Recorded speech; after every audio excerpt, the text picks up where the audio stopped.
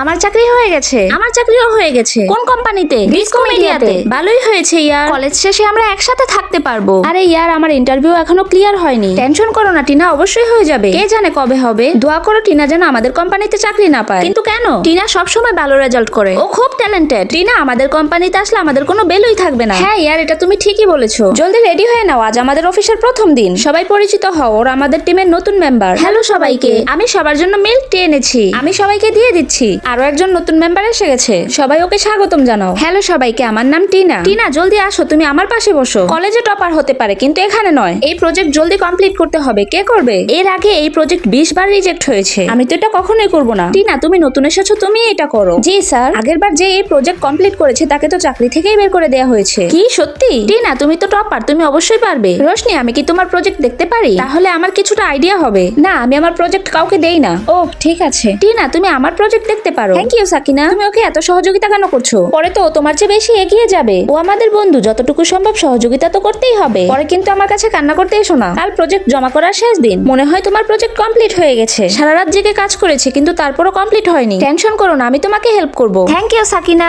সাকিনা এভাবে ওকে হেল্প করতে থাকলে একদিন ওই এগিয়ে যাবে। আজকে আমি সবাইকে ট্রিট দিব। আমার প্রজেক্ট প্রথমবারে পাস হয়েছে। আমি আসতে পারবো না টিনা, আমার এখনো অনেক কাজ বাকি আছে, এগুলো কালকে জমা দিতে হবে। রোশনি তুমি কি আমাকে এই প্রজেক্টটা বোঝাতে পারবে? শরত এখান থেকে, আমি ব্যস্ত আছি। সরি টিনা, আমি তোমাকে বুঝিয়ে দিচ্ছি। আচ্ছা সাকিনা, তুমি জানো তোমার জন্য টিনা ম্যানেজার হয়ে গেছে। কি সত্যি? টিনা কত লাকি। এত বোকা কেন তুমি? এর মানে ও যাকে ইচ্ছা টিম থেকে বের করে দিতে পারবে। তুমি ওকে সহযোগিতা কেন করেছো? সবকিছু তোমার জন্য হয়েছে। কিন্তু ও তো আমার বেস্ট ফ্রেন্ড, ওকে আমি আমার শত্রু কিভাবে বানাবো? ও আমার বন্ধু আর আমি ওকে সবসময় সহযোগিতা করব। মনে হচ্ছে আমারই ভুল হয়েছে টিনাকে শত্রু ভাবাটা। টিনা তুমি চলে যাচ্ছ, কিন্তু আমরা তো চাইলে এখন একসাথে থাকতে পারি। কোম্পানি থেকে আমাকে ফ্ল্যাট দিয়েছে। আরে বাহ, তুমি তো সত্যি খুব লাকি। এটা এই কারণে কারণ ওই কোম্পানিটা আমার বাবার। কি সত্যি? এর মানে তো পাক্কা আমাকে চাকরি থেকে বের করে দিবে। না টিনা, আমি নিজের টিম বানিয়েছি, তুমি চাইলে আমার টিমে আসতে পারো। এর মানে তুমি এখনো আমাকে তোমার বন্ধু ভাবো? অবশ্যই, কারণ আমরা তিনজন বেস্ট ফ্রেন্ড। বন্ধুরা আমাদের ভিডিও তোমাদের কেমন লাগে? লাইক সাবস্ক্রাইব করে কমেন্টে অবশ্যই বলে যাও।